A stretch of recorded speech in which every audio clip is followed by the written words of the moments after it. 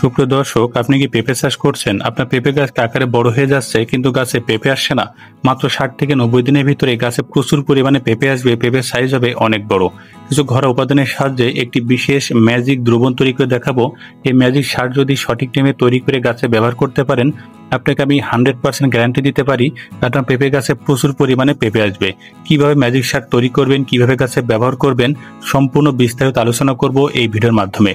সেই সাথে বিশেষ কিছু পরিচর্যা দেখিয়ে দিব, যেগুলো পেঁপের ফলনকে ত্বরান্বিত করবে। আসুন দেখে নিই। তো এই দ্রবণটি বা সারটি তৈরি করার জন্য ঠিক এরকম সাইজের একটি প্লেট বা যে কোনো পাত্র আপনারা নিয়ে নেবেন। এরপর নিতে হবে কিছু পরিমাণে ডিমের খোসা। তো সাধারণত রান্না করে বা সেদ্ধ করে খাওয়ার পরে ডিমের যে খোসাগুলো আমরা ফেলে দিই, ফেলে না দিয়ে কিছুটা সংগ্রহ করবেন। তো সেই ডিমের খোসা রোদে শুকিয়ে নিয়ে গুঁড়া গুঁড়া করবেন ঠিক এরকম। এই ডিমের খোসার ভিতরে প্রচুর পরিমাণে ফসফরাস, সোডিয়াম, ম্যাগনেসিয়াম থাকে, যা গাছকে দ্রুত ফুল ফল আনতে সাহায্য করে। ডিমের খোসা চূর্ণ প্রয়োজন মতো ব্যবহার করুন। এরপর নিতে হবে চা পাতি। সাধারণত দেখবেন চায়ের দোকানে চা বানানোর পরে কেটলির যে চা পাতি থাকে এগুলো ফেলে দেয়। এটা আপনার কিছু পরিমাণে সংগ্রহ করে রোদে ভালো করে শুকিয়ে নেবেন। শুকানোর পরে এই যে শুকনা চা পাতি থাকবে সেগুলো ব্যবহার করতে হবে। পাশাপাশি যারা বাসায় চা বানান, টি ব্যাগ ব্যবহার করতে পারেন, কোনো সমস্যা নেই। এর ভিতরে প্রচুর পরিমাণে নাইট্রোজেন থাকে, যেটা গাছকে অনেক বেশি সবুজ করে এবং গাছের বৃদ্ধিকে ত্বরান্বিত করে। ঠিক যে পরিমাণে ডিমের খোসা চূর্ণ ব্যবহার করবেন, ঠিক ততটুকুই আপনার চা পাতিও ব্যবহার করবেন। এরপর আমরা ব্যবহার করব কাঁচা হলুদের গুঁড়া। মাটির ভিতরে যে ক্ষতিকারক পোকামাকড় থাকে, বিভিন্ন ব্যাকটেরিয়াল ভাইরাল ডিজিজগুলো থাকে, সেগুলোকে নষ্ট করে মাটিকে বিশুদ্ধ করার জন্য প্রাকৃতিকভাবেই এই কাঁচা হলুদের গুঁড়া খুবই কার্যকরী। এটি একটি অ্যান্টিফাঙ্গাল, অ্যান্টিব্যাকটেরিয়াল এজেন্ট। যতটুকু আপনার চা পাতি ইউজ করবেন বা ডিমের খোসা চূর্ণ, ততটুকু পরিমাণেই কাঁচা হলুদের গুঁড়া ব্যবহার করবেন। এরপর নিতে হবে কোকা কোলা বা যে কোনো একটি সফট ড্রিঙ্ক। বলে রাখি, কোকা কোলা ইউজ করতে যদি অনেকের প্রবলেম মনে হয়, আপনার মোজো বা 7 আপ অন্য যে কোনো একটা ব্যবহার করতে পারেন, কোনো সমস্যা নেই। প্রশ্ন হচ্ছে, এত কিছু থাকতে কেন সফট ড্রিঙ্ক বা এই কোকা কোলা আমরা ইউজ করব?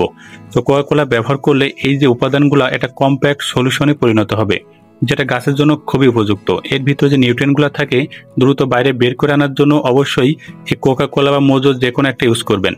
যখন এর ভিতরে আপনি এটা ইউজ করে কিছু সময় নাড়াচাড়া করবেন, তো তখন দেখবেন এটা একটা কম্প্যাক্ট সলিউশনে পরিণত হবে। তো বলে রাখি, এটা মাঝে মাঝে নাড়াচাড়া করবেন, রেখে দিবেন, কিছু সময় পর আবার নাড়াচাড়া করবেন। এভাবে কিছু সময় নাড়াচাড়া করলে দ্রবণটি সুন্দরভাবে প্রস্তুত হবে। তো এরপর আমরা ব্যবহার করব ভিনেগার। ভিনেগার গাছের জন্য প্রিজারভেটিভ হিসেবে কাজ করে। প্রশ্ন হচ্ছে, ভিনেগার আমরা কেন ব্যবহার করব? শুধু এই সলিউশন না, আপনার গাছের জন্য যদি ডিমের খোসা চূর্ণ ব্যবহার করেন, যে কোনো ক্ষেত্রে সবসময় মাথায় রাখবেন এই ভিনেগারের সাথে ব্যবহার করার জন্য।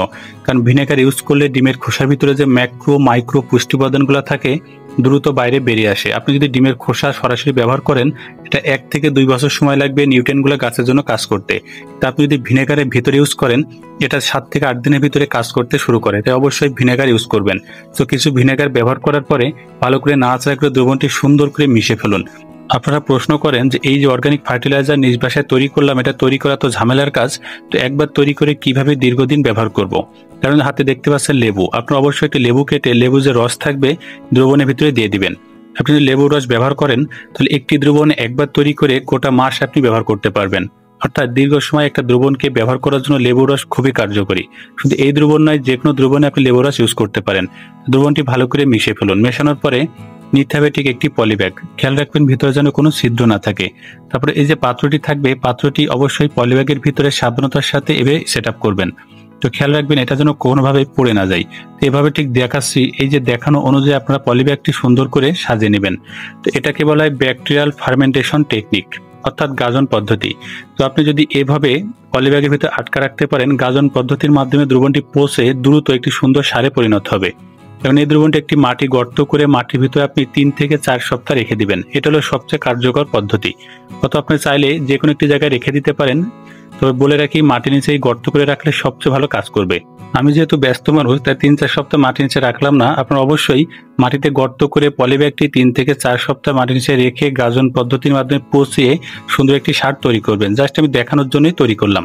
তারপর একটি নিতে হবে মগ। তো মগের ভিতরে নিতে হবে কিছু পরিমাণে পানি।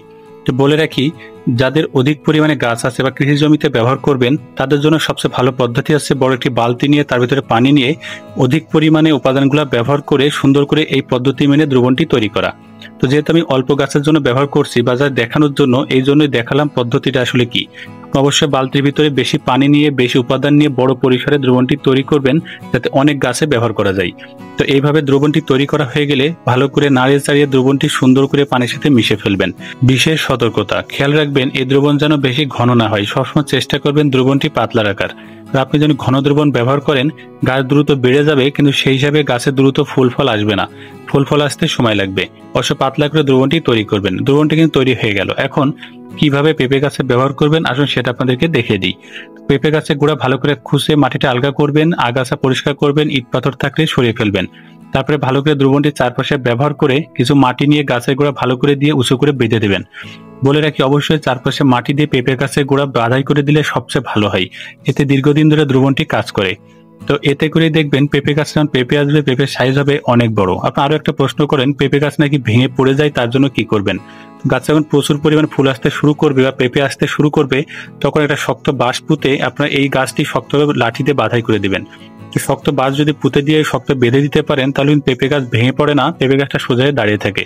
সুপ্রিয় দর্শক, এই যে ঘরোয়া সারটি তৈরি করলাম, অবশ্যই প্রতি সপ্তাহে একবার করে ব্যবহার করুন। নিশ্চিত থাকেন গাছে প্রচুর পেঁপে আসবে, সাইজ